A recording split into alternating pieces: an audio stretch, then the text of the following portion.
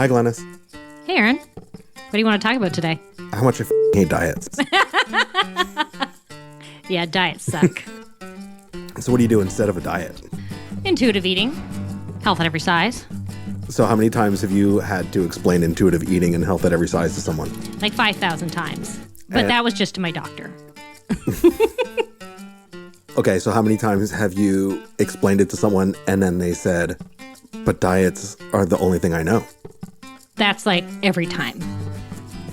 Can we pursue health without thinking about weight? Yes, we can pursue health without thinking about weight. That's pretty revolutionary, what you just said.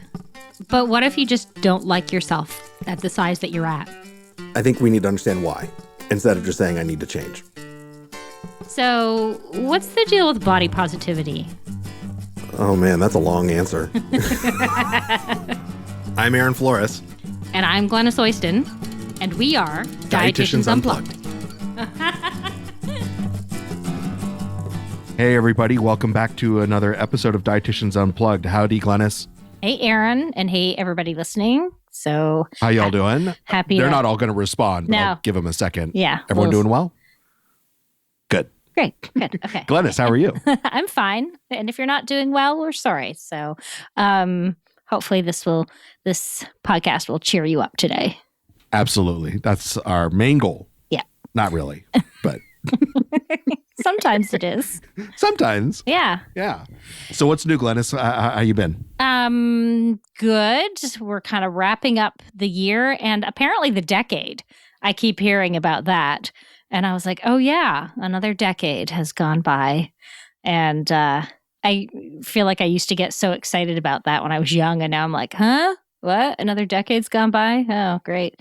So, but I'm looking forward to seeing all the pop culture best of lists for the last 10 years. Yeah. Yeah. Well, hopefully we make it on there. Yeah. We'll just make our own list. Best There you of, go. and it's Dietitians Unplugged, and we're the only people on the list. We're the only podcast. That would be, No. hey, there's something. It's all about self-promotion. Totally. Yeah, so I'm just looking forward to the year ending, and then in the new year, coming, I'm going to have more time for more clients, and I'm so excited about that. And I'm really focusing my work right now it seems to be on, for the most part, people with, for lack of a better term, sort of like overeating conditions or disorders. So like binge eating disorder, but also people who would be subclinical and feel that they are overeaters. Like that is really where I've been focusing my work and having so much, fun. I hesitate to say fun, but yes, this work is fun for me, helping people like discover, things about themselves and realizing that, they are not broken. And so I'm super excited for the new year. So new decade too. I'm super excited for the new decade and this focus and being able to have more time for clients finally. How about you? Yeah. I mean, just plugging along. Things are going really well and my practice is going well and excited to be continuing our podcast through the next year. And, a couple groups that I do are going well. There's our guest we'll talk about in a second, but there's a group I run with Dr. Rachel Millner, and we do a support group for providers who are struggling with eating disorder or body image issues. So that's been really great. And then I'll do another men's body group, body trust group, probably in the next, I would say, month or so. So you can check out my Instagram and it'll all be there. So that should be coming out soon. Great. And I do want to add that for those of you who have been sort of waiting for more information on what I'm going to be doing with diabetes, Rebecca and I have been working hard on an online program and virtual group support. So very similar to what we did before, but expanded with more content.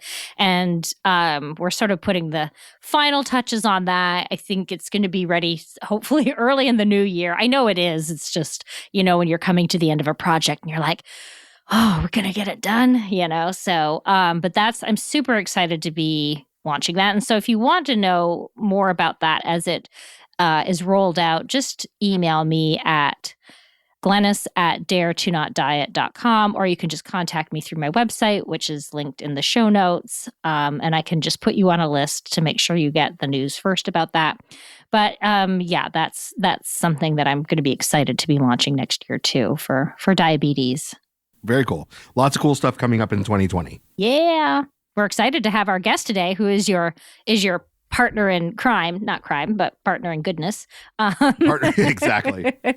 Yeah, she is my conference wife, and because we end up going to so many conferences together, and we definitely lean on each other a lot when we're surrounded by so much bullshittery at some of these conferences, and so she helps me definitely survive a lot of those things. But our guest today is Dr. Rachel Millner, and I'm just going to read her bio. Rachel Millner is a psychologist, activist, and certified eating disorder specialist and supervisor. She's also a certified body trust provider.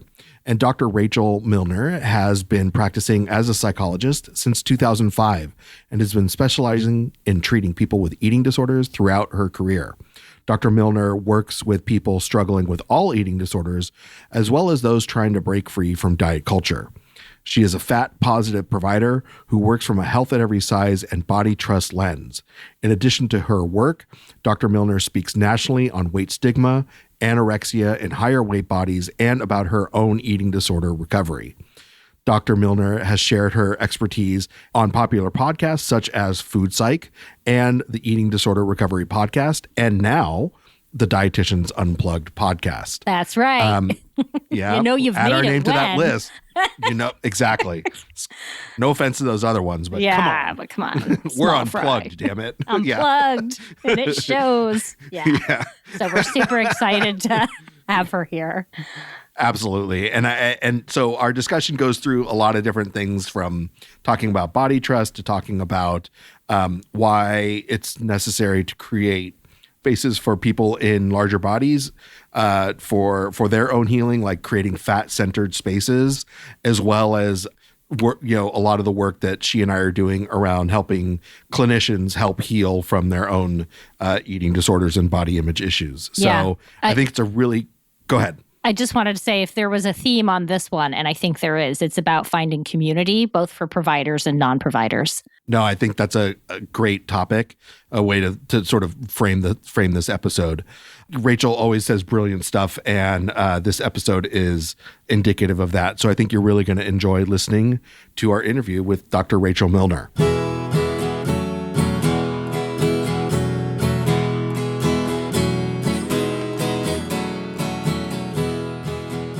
Hi, Rachel. It's so nice to meet you. Aaron knows you well. I'm meeting you for the first time, so this is exciting for me, and I've heard so much about you. And so we're so excited to have you here. Thanks. It's really great to be here and nice to talk to you. Hopefully we'll get to meet in person one day. Yes, it's nice to connect this way. Yeah. I feel like my worlds are colliding. Right. Yeah. All these awesome people. You tried to keep us separate, Aaron, but you couldn't. You just couldn't. No. Yeah. Listen, the machinations, it was just getting too hard. Yeah. So Rachel, do you want to tell us a little bit how you came to this work that's based in health at every size and just your sort of journey there? Sure. Yeah, I have like a different journey than I think I hear from a lot of people. I initially came to health at every size in college when I was trying to figure out my own eating disorder recovery and was like searching for anything that was going to help. I kind of had a sense by then that like this whole like focus on weight and dieting was like keeping me sick and not helping me in my recovery, but I didn't really know of any alternatives.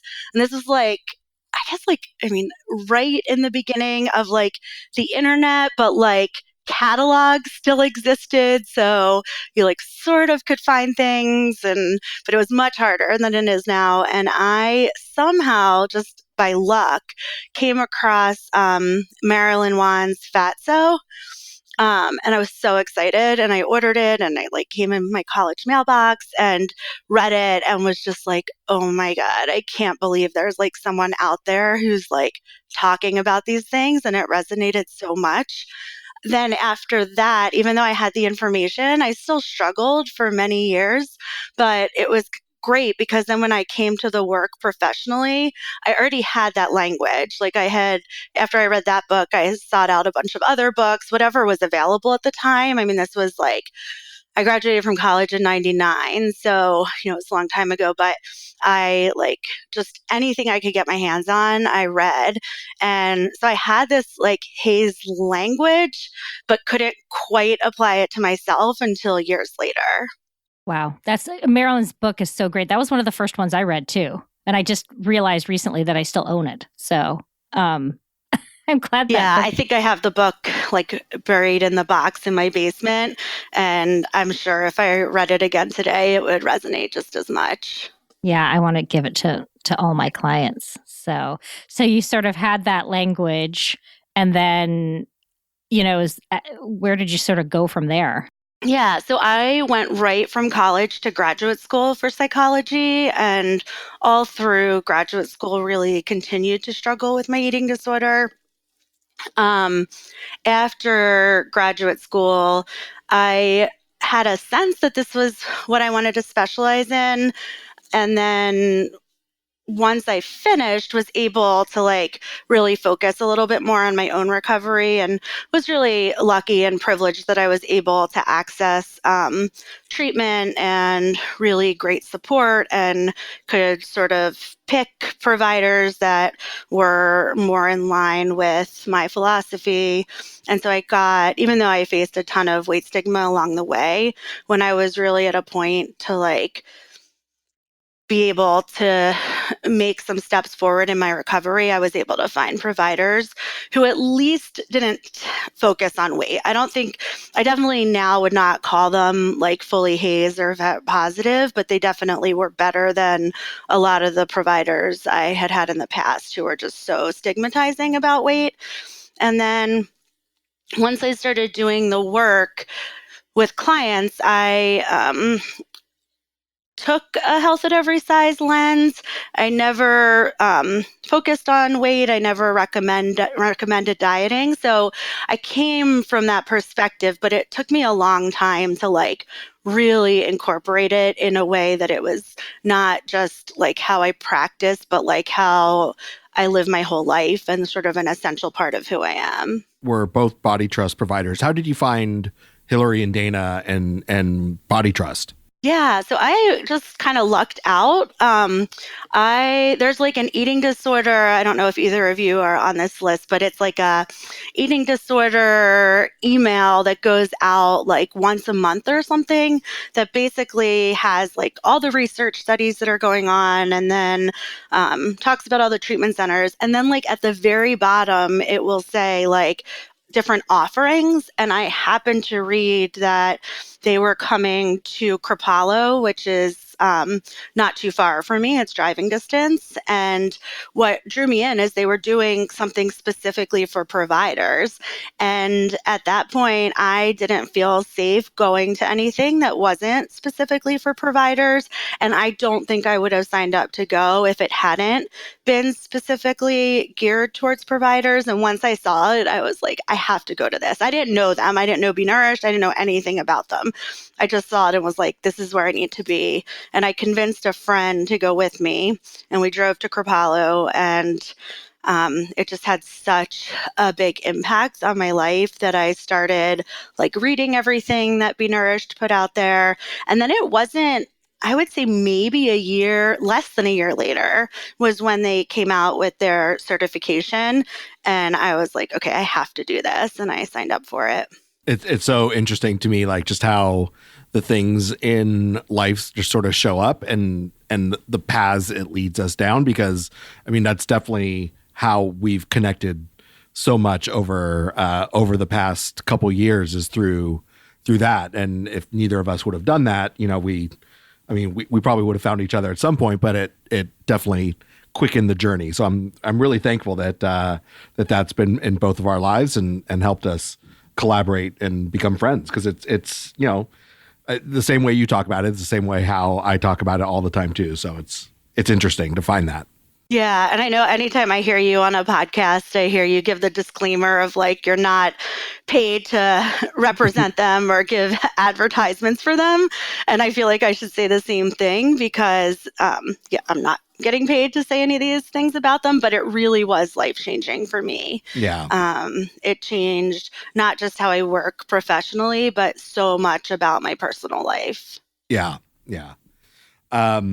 So, I think the interesting thing about body trust also is it helps us build community, which is sorely lacking in our spaces, and especially around body diversity. So I wanted to ask, you're starting a new group with another body trust provider, Meredith Noble, and it's called Fat Liberation Support Group. And I'm wondering if we could just spend some time talking about why is it important to create spaces for people who are in larger bodies, for us to sort of have a space of our own to do this work, whether you're a provider or whether you're, just a layperson. Like, why do you feel like it's important for these spaces to be created? Yeah, it's such an important question. And, talking about community, that Meredith and I also got connected through Body Trust. So I feel really fortunate about that and that we can run this group together. I'm really excited about it. And we decided to create it because we've both heard from so many clients over and over again how much they need community, that, it is really hard to exist in this world in a fat body, and not having other HAES or fat positive community makes it even more challenging. I think some of us who are sort of immersed in the HAES community forget how hard it is. Like, probably for the three of us, most of our friends, most of our time is spent in HAES communities. And so we're kind of surrounded by it. And then sometimes I walk out into the non-HAES world and I'm almost like, wait a minute, like it's a whole different world out there. But for most of our clients, they don't have that same community that we have as providers. And so I think they're just seeking it so much. And, in terms of why is it important, I think the stigma that fat people face is just so pervasive. And if there isn't a designated space with other people who are in higher weight bodies trying to seek liberation, the only messages that they're encountering is that there's something wrong with their body. And the only voices that they're hearing are the ones that are telling them that they need to change the size and shape of their body. And if they can't, that there's something wrong with them. And so having that fat positive community counters those voices, and I think helps increase resilience and helps allow for the community to be an antidote to diet culture. I think community is so important too. And I've been thinking about this so much more recently, realizing that, online communities are great, I think, and important. But the reality is, I do think we need a bit more in-person connection, so that you're doing sort of this group. And it's going to be video, is that right? It's going to be virtual. Yeah, we'll do it over Zoom. So everybody will see each other. Yeah. So I think that is really what's needed. Like, and, like you said, most of us can't. We might not be able to create that immediate community in person in our world, in our lives, but this goes a step, to help remedy that, I think. And I think we just can't exist without community. Yeah, I agree. I mean, I wish that everybody could have the experience of having in-person fat community. I think it is so important. And I'm also really appreciative of the technology that allows us to connect virtually now, because it at least gives a lifeline when we can't have it in person. So I think that's essential and a way to connect, even, when there is the unfortunate reality of not being able to have those in-person connections. Yeah. Yeah. I think about, and the virtual part to me is so beneficial here, because so many folks, Glenys and I are here in LA, you're back east, right? But like here, talking to so many clients, they're like, they feel like they're the only fat person in LA, and that they walk around the streets and they don't really see anyone that looks like them. And, it's not true. There are other fat people in LA, but when so much of the population, is here in LA is fixated on their body and so immersed in diet culture, it can feel incredibly isolating to just get out of the house and go to the grocery store, go get a coffee, or, go for a walk at the park. So I love that that you're considering this and providing this resource to folks because, right, even though it's not in person, I think knowing that you can, look at someone, meet someone virtually, know that they're going through a very similar thing. It develops that common humanity that does, I think, help add a little bit of a voice to our own self-compassion. I agree. I mean, I think I live in a community. I'm in Philadelphia, not in LA, but my community sounds very similar to LA in that, the whole gym culture is a big thing and a lot of focus on weight and appearance. And I was just joking with a friend yesterday that anytime I take my kids to a birthday party, I'm usually the only fat parent there. Mm-hmm. And when you don't have that community to turn to and know, like I can stand in these parties and I can text, probably 10 or 15 people and say that, and I'm going to get support back. I'm going to get somebody, if I'm in a mood where that's striking me funny, somebody who will laugh at me. If I'm in a mood where it's challenging, somebody who will be supportive. And so having that community can make these challenging situations completely different. Like the perspective can change entirely. Okay, so my follow-up question is, because there are going to be some folks who are going to be like, yeah, but does that text really help? Right? Does that text exchange help? So can you speak to that a little bit just from your own experience?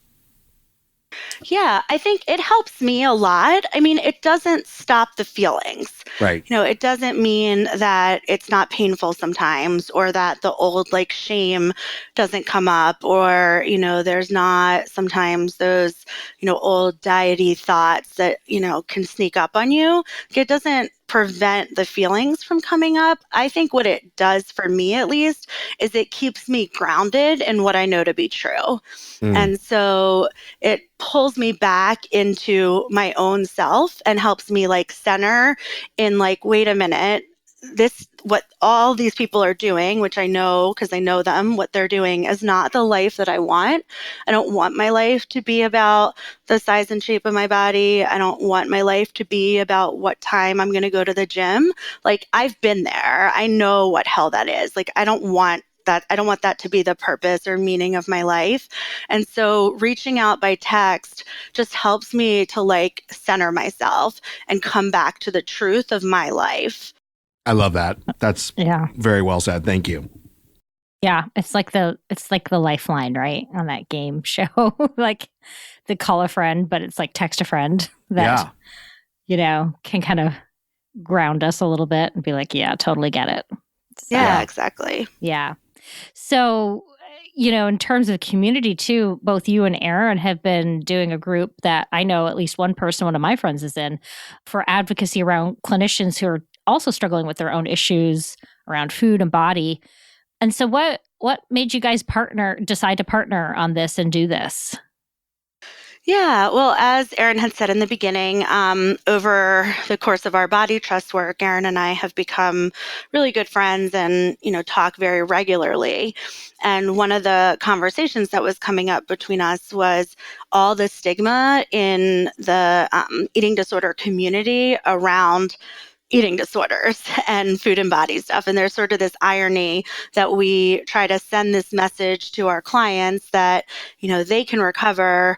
But that part of that process is getting help and talking about it and, addressing the shame and all of that. And yet when it comes to providers, we send the message that unless you're totally free of your eating disorder and, totally free of any thoughts about restriction or any other eating disordered behaviors, that you're not fit to be in the field and you need to go do your own work in order to be a provider. I think, years ago when the idea of providers who are in recovery from an eating disorder existed, because I think before that there wasn't even an acknowledgement that anybody treating eating disorders had actually had an eating disorder. And so I understand why early on there was sort of this clinging to the idea that full recovery is possible. And if you have like a single thought or a single behavior, it means you're not recovered. You need to stop seeing clients and go address those things before you come back to the work. Oh gosh. Yeah, it was so harmful. Kind of a high expectation, right? Because even if you're well into recovery, and I didn't have an eating disorder, but I had disordered eating and diet thoughts, and I can say that you spend a week with clients who are feeling that, like inevitably those feelings will come up and come back, and you'll all of a sudden think, am I having these feelings? Are these mine? And I think that's normal. Yeah, exactly. And if we can't check in about that and talk about it without being judged or stigmatized, those thoughts and feelings are going to grow. And so I think, it's so important for us to address the stigma in the eating disorder field. It's always sort of this irony to me, because we are so critical of providers who are open about struggling with their own eating disorders.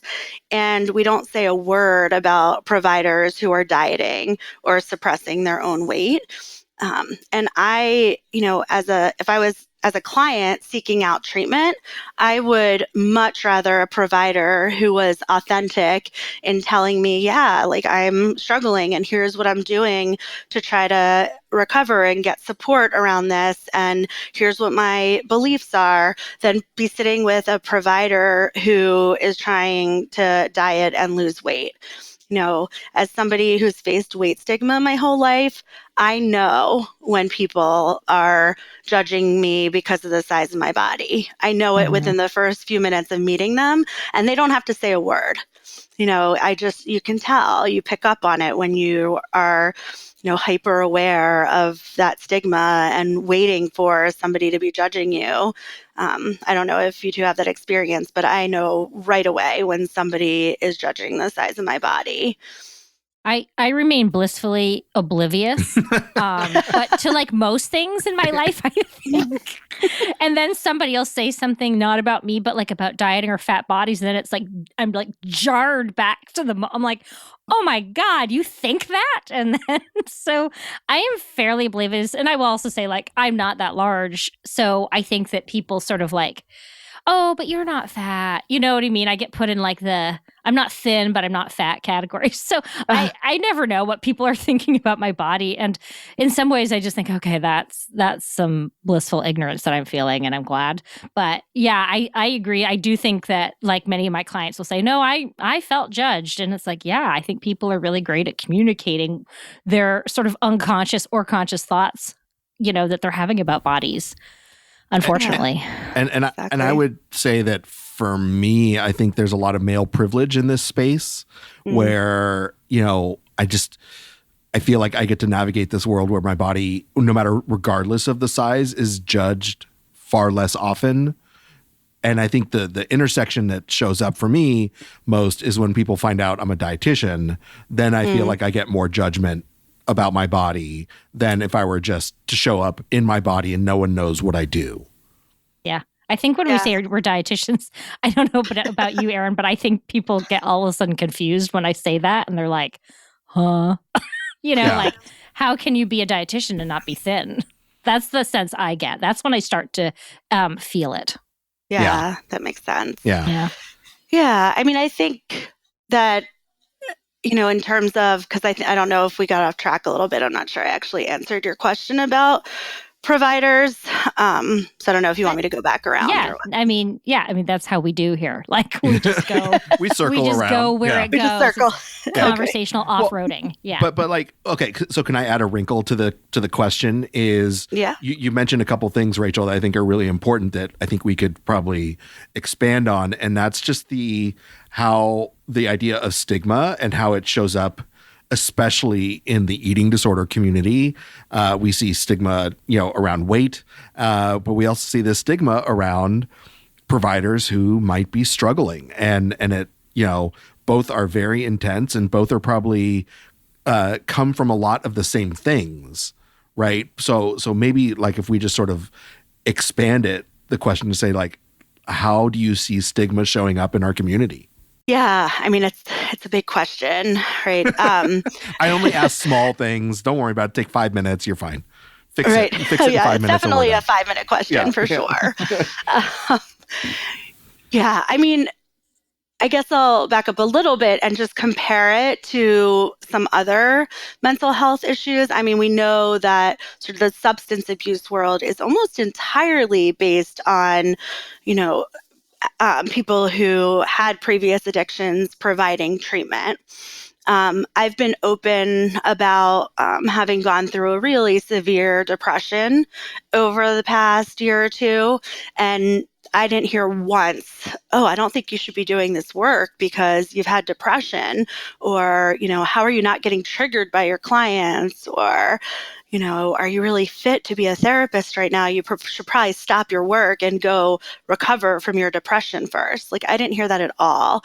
And I know from my friends and colleagues who are open about their eating disorders being more active, there's tons of questions and criticism and judgment. I always try to think about like, where does all of this like intersect? Like, why is the stigma around eating disorders in terms of providers treating people with eating disorders when they're active in their own eating disorder? Like, where does this stem from? Some of my thoughts are, is it more complicated because, people perceive eating disorders as being all about food and bodies, and we all navigate the world with food and bodies. And so is this like some projection from other providers that, think they've got it figured out a certain way? So if somebody else doesn't, then, there's something wrong with them. I think we have a very rigid idea about what eating disorders are and what is going to be triggering for people. And we don't give a lot of space for people to be unique and have their own experiences and tell their own stories. So I think that's part of it. I am like positive that weight stigma figures in somehow. And that because I think there's sort of this message of like, it's okay to be a provider if you're in a smaller body, but don't cross the line into some random cutoff of an emaciated body. And if you're in a fat body, we're going to assume you have binge eating disorder, and you shouldn't be treating clients because you might scare them if they're in a smaller body. Like, there's this looping roller coaster with all of these convoluted messages. And somewhere in there is providers who are actually struggling and trying to, find their voice to both do their own recovery work and also treat their clients. And I think there's some way that it gets caught up in all of these like mixed, convoluted messages. And I'm sure there's a lot more that we could talk about for the next 6 hours. Right. I too wonder if it's, the way a lot of people see body size as a choice. Many people still think that's a reality, that you just choose your body size. I also wonder if they're then connecting it to, well, how you eat is your choice and you're choosing to have an eating disorder. I mean, it sounds callous, but I do think that there is that sort of, kind of eye rolling around it, like, oh, they're being so difficult with their eating disorder kind of thing. It's like, yeah, people aren't choosing to have this. We need to be clear about that. We don't choose our body size, and we don't choose, what mental illnesses or what conditions we have. So yeah. Well, and to go down that thought process even more is like, why are we assuming people choose an eating disorder and vilifying that and saying, that's a horrible thing, but we're not then saying, but people also choose dieting and that vilifying that as well. I mean, I'd prefer we not vilify anybody, but like, if we're going to, why are we not kind of using the same standards? Right. I feel like it's like, go ahead and diet if you're in, the wrong size body, but don't let it become a problem so that we all have to feel bad for you. I just think, I mean, maybe I'm feeling jaded around that, and it's probably coming out in what I'm saying, but I do sense that, people, think that it's, it goes back to so much of it's your personal responsibility. And it's like, oh, good Lord. Yeah. Anyway, and I think it's, again, it's just thinking from that provider perspective, it's like, well, like this idea of like, well, you should know better, right? It just becomes so like we forget the humanity in this, right? And we forget that like, whether you're a provider or you're a client, like we're human and like we lose that humanity based on like the letters we have after our name or what we're doing in this community. But, it's none of these things are, how do I want to say this? When we're struggling, right? None of it is like because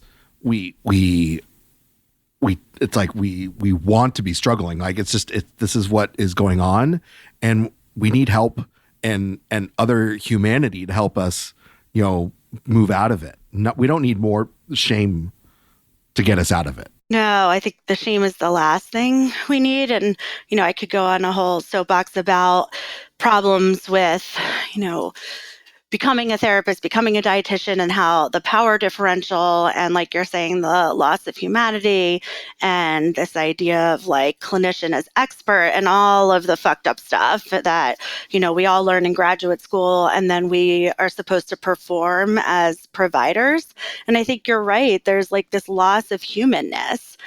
And even to the point of, if you're in the space of judging a provider and you're coming from the perspective of it's a choice, or you're coming from the perspective of they should know better, like what about just pausing for a minute and think about your own life and think about how many things do you do in your own life that you should probably, quote unquote, know better? And how many things do you do in your own life that you perceive as a choice, and then also are aware that maybe that choice is harmful? Mm-hmm. Like that humanness that we all have, like we all do these things. And yet there's so much judgment when it comes to food and body and, eating disorders, because nobody's pausing to like connect with their own humanity and also connect with how they want to treat people.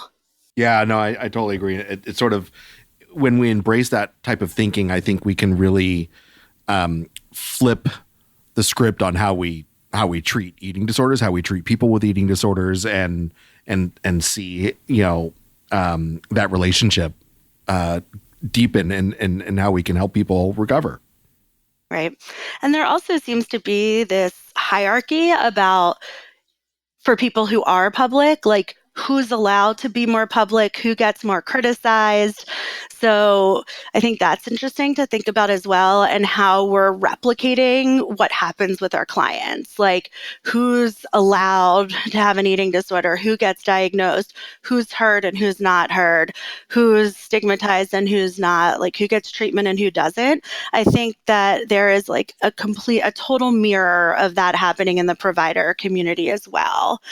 Where depending on your degree and years of experience and how public you are and what eating disorder you have and how much you share and, all of these things, what size body you're in, like there's so many different things that go into like what the judgment is around it and how people respond to you. Yeah. This leads to sort of like a very like sort of just roundabout question, but, I am toying with and I'm grappling with the word recovery, because people say you're in recovery, you're recovered, fully recovered. I don't know. There's probably 7,000 variations we could go down. What are your thoughts on this? And like, if we were to throw out the word recovery, right? How would you explain like what this healing would look like for folks? And maybe even like, are there words that you choose in your practice with your clients to help sort of name this instead of recovery? Yeah, it's probably not a surprise that I have a lot of opinions on this, but I hate the word recovery and I hate the word recovered. I wish that we could just like cross them out and never use them. And I don't want to take away those words from people who really identify with them. And I think they've become so problematic for so many people. And unless I have a client who that's the language that they ask me to use and really prefer, I really don't use those words in my work with clients. I tend to use things like healing. I tend to talk a lot about process. So I'll talk about like a healing process or, about like a process of reconnecting with yourself and a process of like reclaiming what's been taken and what's been lost and reclaiming your own pleasure, your own visions for what you want your life to be. So I talk a lot in that language. I talk a lot about like relational work and, how does the struggle with an eating disorder impact the type of relationships you want to have. And I also really try to use the strengths-based approach because I think we're so pathologizing, especially in the therapy field, at least. I don't know how it is for dietitians, but we tend to be so pathologizing. So I really use the approach of like how wise it was and is for somebody to be using, or having whatever eating disorder symptoms or behaviors or thoughts or whatever that they're having and how protective that has been for them, and what is the process going to be to move to a place of maybe not needing them so much anymore and thinking about it as like maybe sometimes, not all the time. I think about, Be Nourished and Dana and Hillary really talking about like see work, that like we're not going to go for never having a hard day with food or never struggling with body image, but what do we do when those things come up?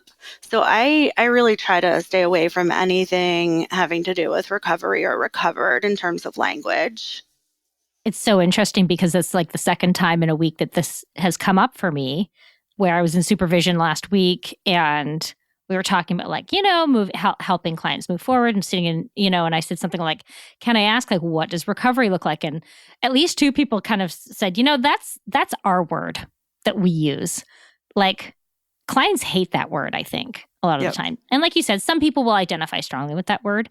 But I think that, like what you said about healing, that what's the healing process look like? Or, I even said like something much more sort of open. It's like, where do you see this going? Where do you see this work going, sort of thing? And so I really am going to think twice about using that word, I think, in work with clients, because it's our word that sort of the clinical world has used, but it's not necessarily maybe a helpful word for them.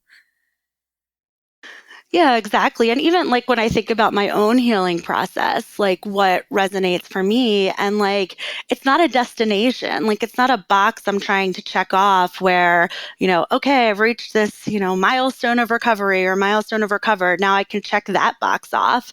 It's really an ongoing process. And I've been in therapy for a long time. I'll probably be in therapy for the rest of my life. And therapy looks really different now than it did 10 years ago. And what I'm working on looks really different now, but it's all part of healing from a lot of the same traumas. It's all part of, a process of reconnecting with myself. It's all part of relational work. And so, it's just this ongoing process of healing. Yeah. Yeah. I love that, what you just said there about sort of how we think that there's this box we need to check off. And like my language is I always talk about like, it's not like you're going to cross some magical line and all of a sudden you'll be there. And I'm wondering like if this is the influence of diet culture in our work, that we assume that like there's a finish point, that we assume that like there's you get to a certain point and then you've hit the goal and then you can stop, because to me that sounds like a diet, right? Like you're there, you met the goal and now you live your life. And to me, like I just see some similarities in how we think about like how we approach that word recovery. Yeah, it does. I think you're right. There's a lot of parallels between the two. And, taking it a step further is like, the whole diet, you meet your goal, you check it off, and then you're supposed to do this like maintenance work or whatever the hell it is, where like, you don't want to go back over whatever arbitrary goal weight you were supposed to achieve. And it almost seems like that with eating disorder recovery too. Like you reach this point of like recovered, and then you have to do some maintenance work about don't engage in symptoms, don't have one negative body thought, don't have behaviors, don't do this, don't do that. Or you're going to fall into relapse and never be able to heal again. And it's similar to like the whole dieting mind, like don't take one bite of certain foods or you're not going to be able to stop eating it and you're going to gain all the way back. Like it's this, such like a black and white way of thinking about things, and it's all harmful. Yeah. It's like it's so representative of our society, I feel like, where it's sort of like, just, check the box, get it done. And it's sort of like this, our acquisitive, I don't know if that's the right word, but like we're always kind of trying to acquire stuff in our society, I feel like. And that's just one more thing that I have to acquire it and then be done with it. And it's like, well, it doesn't really work that way. Nor do most things work that way. So maybe we just need to change the way we think about things like that. Well, Rachel, this was super... so many brilliant things you said, and I really appreciate you coming on the show and sharing them with us. Obviously, there's a lot of opportunities to sort of work with you. So if folks are interested, where should people go to learn more about all the groups you're offering or working with you with more, just learning more about what you got going on? Yeah, it's been great to be here and talk with both of you. I feel like we could probably talk for hours. So I've just made a pretty big transition in my life. I was in private practice one day a week, but working in a hospital-based eating disorder program the rest of the time. And just at the end of October, I transitioned to full-time private practice, which has been great. It's really nice to have more flexibility and just more independence around the type of work I'm doing. My website is rachelmillnertherapy.com, and then my Instagram is at Dr. Rachel Millner. I seem to piss a lot of people off on Instagram, which I think means I'm doing something right. Absolutely. I had an old therapist tell me that if I didn't make at least one client mad every week, I wasn't doing my job as a therapist. So I'm trying to apply that to the Instagram world, which is a whole new thing for me.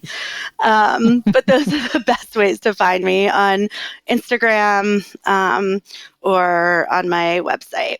Okay, awesome. And we'll link to both of those in the show notes so people can find you. And I was looking at your Instagram, even though I'm not on Instagram. You can still look on Instagram.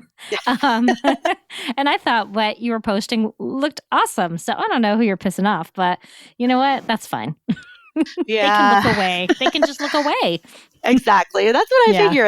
You don't have to read it. You don't have to follow it. If it bothers you, I'm just not the right person for you. Yeah. But, I think there's a lot that needs to be said, and there's a lot to be angry about. Truly. So, I don't want to name any names, but it's usually some folks that rhymes with Schmido, and they're usually getting really upset about something. So, it's those Schmido heads that are just eat a carb, relax. All this stuff is true, and if you don't like it, you don't have to read it. Yeah. How did you know that I pissed Schmido heads off? Because they piss. They're pissed really all the time. Hungry. They're really hungry and angry.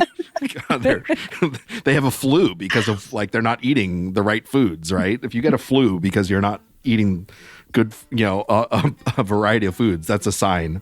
So yeah. Right. I think Aaron, Meg Bradbury. Yeah. The post that I'm referring to that pissed a lot of people off, she had the best response, which was, if people are getting mad about this, it's because they're hangry. Yeah. Exactly. She won for the day with that comment. So. Yeah. Well, go and follow Rachel so you can find that comment and you can make similar comments to the angry Schmido people. Schmidos.